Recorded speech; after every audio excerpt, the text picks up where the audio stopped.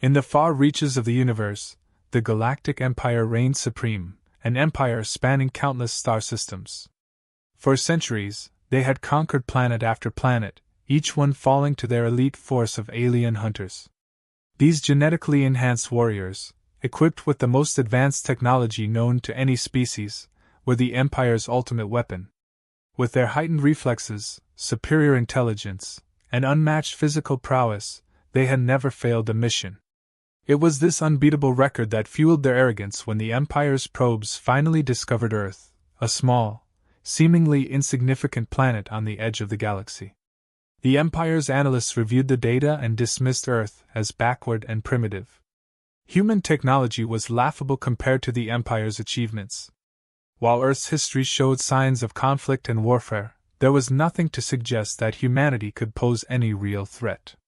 Earth's weapons were outdated, its military disorganized, and its population fragmented by borders and politics. The Empire's leaders, confident in their dominance, didn't even see the need for a large-scale invasion. Instead, they sent a small but elite squad of their alien hunters to subjugate the planet. It would be a quick, decisive operation, an easy victory that would serve as a reminder to the galaxy of the Empire's unstoppable force. The alien hunters prepared for the mission with a calm confidence, their briefing filled with derisive comments about the ease of their upcoming task. Earth was to be conquered, and they would make it look effortless. With their stealth ships, they could land unnoticed and take out key military installations before the human governments even knew they were there. Once that was done, pacifying the population would be routine work. Landing on Earth was as simple as they expected. Their ship touched down in the remote countryside of Texas, far from any major cities or military bases. It was a quiet night, the kind of night that would make anyone feel secure in the belief that nothing could go wrong. The alien hunters, equipped with scanners that could detect any heat signatures or movement, felt completely in control. But as they stepped out of their craft and into the dark expanse of the Texas countryside, something felt off. The readings were inconsistent. There were no signs of human life in the immediate area, no animals, no movement. It was as though the land itself was holding its breath. The hunters moved forward, their weapons ready but their minds relaxed. They didn't expect a challenge, they didn't expect resistance. It wasn't long before the first hunter noticed something in the distance, a figure moving slowly toward them, barely visible in the dark. It wasn't fast, it wasn't aggressive, but it was heading straight for them. The lead hunter raised his weapon, the advanced targeting system immediately locking onto the figure, and fired. The figure didn't fall. It didn't stop. It just kept coming, slowly but relentlessly. Confused, the lead hunter checked his weapon's diagnostics. Everything was working perfectly. Another hunter fired, this time a direct hit to the figure's chest. The scanners should have picked up signs of life, or at least recorded the impact on a biological entity, but there was nothing. And yet, the figure continued its approach. The lead hunter gave the order to advance cautiously. As they moved closer, the figure came into clearer view. It was a man, or something resembling a man. His face was pale and emotionless, covered by a mask, and in his hand, he held a large kitchen knife. The way he moved was unnatural, like a force of nature rather than a living being. The hunters moved in formation, weapons raised, as they surrounded the figure. A volley of fire erupted, their plasma rifles cutting through the night, but still, the figure remained undeterred.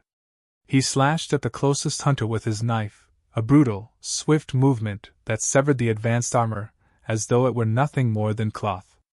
The downed hunter screamed, a sound that echoed through the silence, but his companions barely had time to react before another figure appeared from behind an abandoned barn. This one was different, bigger, more brutish, and carrying what appeared to be a chainsaw. The chainsaw roared to life, its deafening sound breaking the stillness of the night. Before the hunters could reposition, the chainsaw-wielding figure charged at them with terrifying speed, his weapon tearing through the lead hunter in a spray of blood and metal.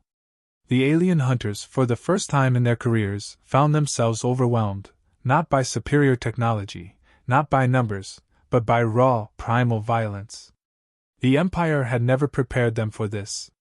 These creatures, these monsters, didn't operate within the boundaries of logic or reason. Their movements were erratic, their strength unimaginable. The masked figure, silent, relentless, unkillable, stalked them one by one, his knife striking with lethal precision. The other, wild and chaotic, swung his chainsaw in wide arcs, each strike leaving devastation in its wake. As the remaining hunters tried to retreat, panic set in. Their communication systems malfunctioned, their scanners became unreliable, and their weapons, so advanced, so powerful, seemed useless against these creatures. One by one, the elite warriors of the Galactic Empire fell, their training and technology rendered meaningless in the face of such relentless horror. The attack on Earth had begun, but not in the way anyone had expected. As the alien hunters advanced into the countryside, Earth's Defense Council watched in silence, aware that conventional warfare would be useless. Earth had spent decades preparing for threats beyond its atmosphere, but this, an invasion by an empire from another galaxy, was beyond even their darkest predictions. With no chance of overpowering the invaders with conventional armies, Earth's leaders turned to a desperate solution. A secret faction within the government had long been aware of Earth's darkest legends. Myths of relentless killers who defied death and brought terror to all who encountered them. While most considered these legends little more than folklore, others had quietly gathered these beings for study, preserving them in stasis in a hidden facility deep underground. The existence of these figures was kept hidden from the public, their power too dangerous to release without reason. Now, with the alien hunters advancing on human soil, the Council had no choice but to release the monsters they had kept imprisoned for decades. They would not fight with technology or strategy, they would fight with terror itself. Deep in an isolated bunker, scientists gathered around cryogenic chambers, where two figures had been frozen in time. One chamber contained a man known to history as Michael Myers, a silent and emotionless killer. The other held Leatherface, a brutal and savage figure whose chainsaw had torn through countless victims. The process of reviving them was dangerous. There was no guarantee that these beings, once freed, could be controlled. But at this point, Earth had nothing to lose. With careful precision, the cryogenic locks were released. The chambers hissed open, and slowly, the figures within began to stir. The scientists backed away, unsure of what they had just unleashed. There was no need for words. The monsters knew their purpose, even if they hadn't been told. They had been born to kill, and now, their opportunity had come again. Michael Myers was the first to move. His cold, blank eyes opened, and without hesitation, he stepped out of the chamber. His movements were slow but deliberate, as if he were simply picking up where he had left off. There was no emotion, no awareness of the world around him, only the instinct to kill. Leatherface followed soon after, his bulk towering over the others, the chainsaw at his side sputtering to life, as if it had been waiting for this moment. The scientists stepped back as these two figures, these legendary monsters, moved toward the exit. There would be no commands, no briefings. They did not need to be told who to kill. They would find their targets on their own, driven by the same force that had guided them in their previous lives. As they disappeared into the night, there was an uneasy silence in the bunker. The scientists knew that once unleashed, there would be no controlling what came next. But in their minds that was precisely the point. As dawn approached, word spread quietly among Earth's leaders. The monsters were awake.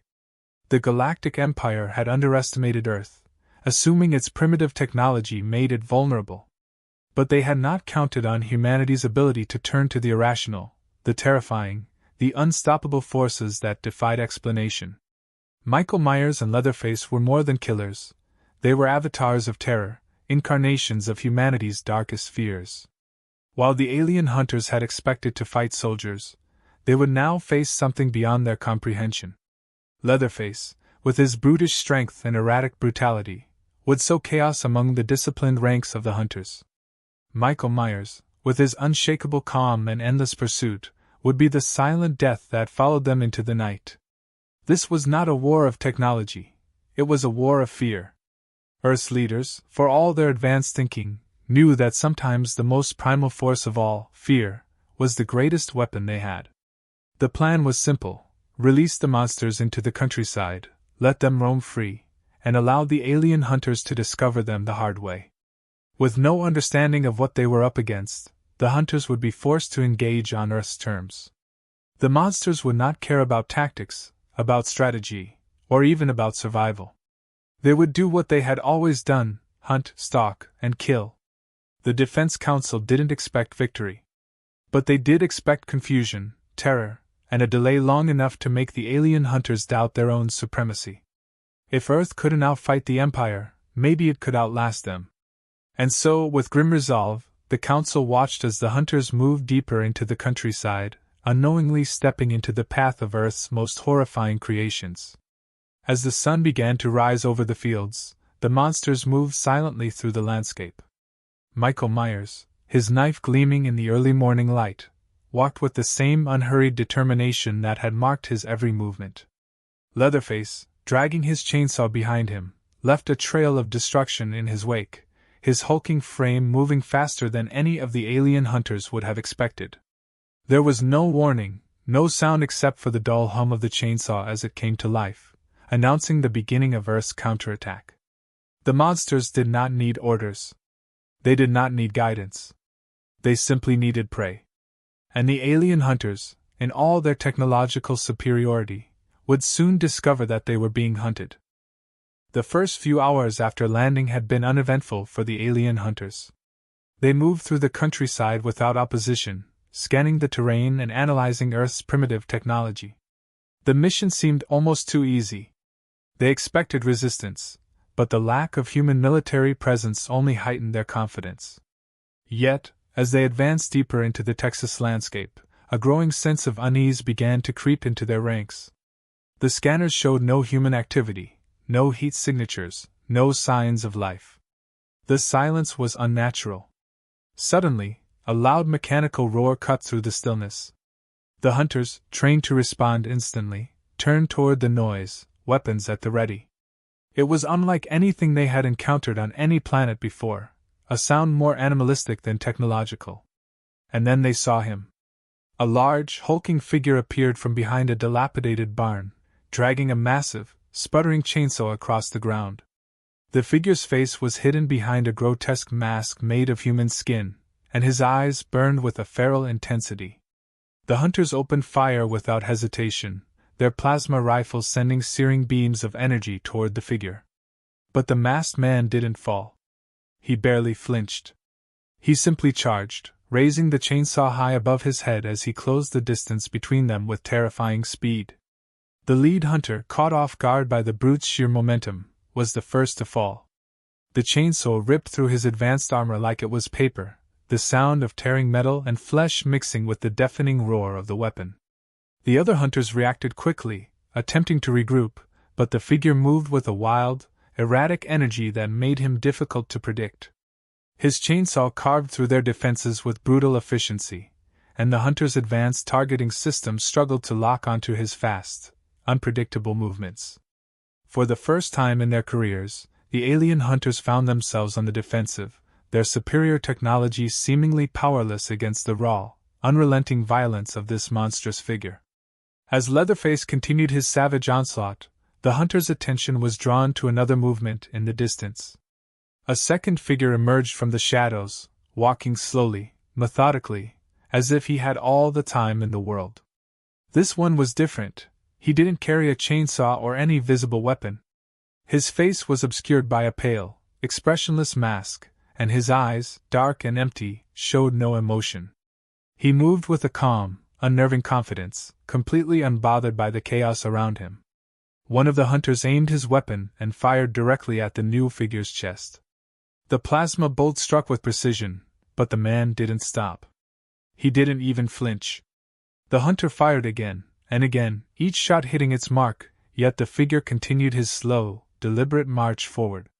The unspoken fear spread through the group. This was something beyond their understanding.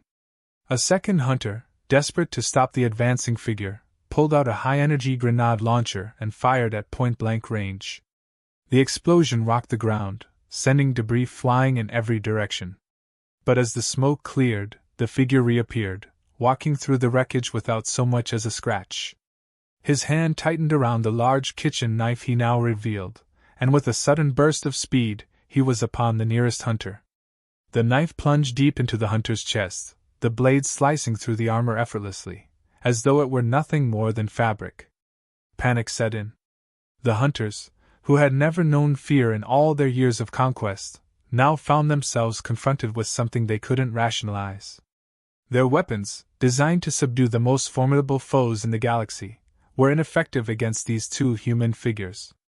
They had fought advanced militaries, robotic armies, and genetically engineered super soldiers, but this was something else entirely. Leatherface, his chainsaw still roaring, continued to tear through their ranks with savage brutality. His wild, erratic attacks left no room for counter-strategy. Meanwhile, the masked man, Michael Myers, as the legends would later reveal, stalked the remaining hunters, his movements slow but relentless. No matter how many times they shot him, no matter how powerful their weapons, he always got back up, his lifeless eyes locked onto his next victim. The hunters tried to retreat, but their once flawless formation had crumbled. Communication systems malfunctioned, their tactical coordination shattered. Some attempted to regroup, but Myers and Leatherface gave them no respite. They were not soldiers. They were not warriors. They were something far more terrifying, forces of nature, beings whose only purpose was to kill, and they did so without hesitation, without emotion. The lead hunter, now realizing the true horror of what they faced, tried to call for reinforcements, but it was too late. The mission had been compromised beyond recovery. What was supposed to be a simple, routine conquest had turned into a nightmare. There was no logic to these attacks, no strategy that could counter them. The hunters, with all their advanced technology and training, were helpless against the raw, unfiltered violence of these creatures. As the last of the hunters fell, torn apart by Leatherface's chainsaw or silently stalked and killed by Michael Myers, the countryside fell quiet once again. The silence was deafening, broken only by the faint hum of the chainsaw as it sputtered to a stop. The monsters, their task complete, faded back into the shadows, leaving nothing but devastation in their wake. For the first time in their history, the Galactic Empire's elite hunters had been defeated, not by superior technology, not by military strategy, but by something far more primal. Earth, in its desperation, had unleashed its darkest legends, and the Empire, for all its arrogance, had never stood a chance. Back on the Galactic Empire's capital, the mood was growing tense. The reports coming in from Earth were fragmentary, filled with confusion and details that didn't make sense. The hunters, usually so efficient and methodical, had gone dark. There was no clear communication about the nature of the threat. The leadership, used to receiving swift confirmation of victory, instead found themselves faced with disturbing silence. The commanders reviewed the last transmissions with growing disbelief. Talk of strange creatures, of impossible resistance, of something their finest warriors could not overcome, it didn't fit the profile of the Earth they had studied. The decision was made to send reinforcements, though the commanders were reluctant to believe such drastic measures were needed for such a primitive planet. On the ground, what remained of the alien hunters were in full retreat. The countryside, which had seemed so serene and unthreatening just hours before, had become a nightmare. There was no predicting these attackers, no understanding them. The hunters had fought countless battles, against species that could harness energy, manipulate matter, and warp reality, but nothing like this. Leatherface moved through the chaos with single-minded brutality, a figure born of violence, not bound by logic or strategy. His attacks were not calculated, they were instinctual, driven by a raw need to destroy anything in his path. His chainsaw, still roaring, was more than a weapon, it was an extension of his rage, tearing through anything it touched. The remaining hunters couldn't predict his movements, couldn't anticipate his strikes. It was as though they were fighting an animal, not a man. And then there was Michael Myers. He moved with a calmness that was more terrifying than Leatherface's fury. There was no rush in his steps, no urgency. He simply moved forward, step after step, no matter what the hunters did to stop him. He didn't speak, didn't react. He was relentless, unstoppable, and utterly devoid of emotion. For the hunters, it was like trying to fight death itself, an enemy that didn't bleed, didn't tire, and wouldn't stop. One by one, the hunters fell. Their tactics, designed for war against logical, calculable enemies, failed them. They had no counter for fear. No counter for the primal terror that these two figures embodied. Leatherface's chainsaw ripped through armor designed to withstand plasma blasts, while Michael's knife found weak points in even the most advanced exocets. The hunters, trained to be fearless, found themselves gripped by panic. Those who tried to flee found that there was no escape. The countryside, once open and clear, now felt like a cage. No matter how far they ran, Leatherface's roar seemed to follow them, and no matter where they turned, Michael was always there, just a few steps behind, always closing in, always ready to strike. In the Empire's war room, commanders tried to make sense of the situation. The data they were receiving was fragmented and illogical. Two human figures, not part of any known military force, had somehow decimated their finest soldiers. The descriptions, one with a mask of human flesh, wielding a chainsaw, and the other, emotionless, with a pale mask, were dismissed at first as the ramblings of terrified men. But as more reports came in, the reality became impossible to ignore. The Empire had walked into a situation they hadn't anticipated, and now they were paying the price. The final moments of the remaining hunters were filled with chaos and desperation. Their once flawless communication systems had been reduced to static. The battle formations that had brought them victory on countless worlds had crumbled. There was no strategy left, only survival, and even that seemed increasingly impossible. Michael Myers, with his steady, unyielding pace, was the embodiment of inevitability. He didn't rush his kills. He simply followed, watching as the remaining hunters grew more desperate, more frantic, until he was close enough to strike. His movements were precise, his kills swift and silent. In the darkness, he was a shadow, a presence that could not be shaken. No matter how many times they shot him, no matter how many times they tried to slow him down, he continued, each step as deliberate as the last. Leatherface, on the other hand, was chaos incarnate. His attacks were violent, reckless, and devastating. There was no plan, no strategy, just destruction. His chainsaw carved through the ranks of the hunters, reducing their advanced armor to scrap and leaving nothing but carnage in his wake. The sound of the chainsaw was constant, a reminder that death was never far behind. By the time the sun began to rise, the once proud alien hunters had been wiped out. Their bodies lay scattered across the countryside, torn apart by forces they could never have understood. The Galactic Empire, for all its technological superiority and strategic brilliance, had been defeated by something it couldn't control, something it couldn't even explain. As the day broke, Michael Myers and Leatherface disappeared back into the shadows, their work done. They had no interest in victory, no desire for recognition. They were forces of nature, unleashed only when the time called for it. And now, as the countryside fell silent once again, they faded back into the myths from which they had come. For the Galactic Empire, this defeat would be more than just a military loss. It would be a reminder that there are forces in the universe that cannot be measured or controlled. Fear, chaos, and brutality, these were the weapons that Earth had used, and they had proven more effective than any technology the Empire possessed. The Empire, for all its power and knowledge, had underestimated Earth. They had come expecting a quick victory, a simple conquest. Instead, they had found terror. And while the Empire would recover from this loss, they would never forget the names of the two who had brought them to their knees. The names Michael Myers and Leatherface would echo in the minds of the Galactic Empire's leaders for years to come. Earth, once seen as a primitive, insignificant world, had shown that its greatest weapons were not its armies, but its legends.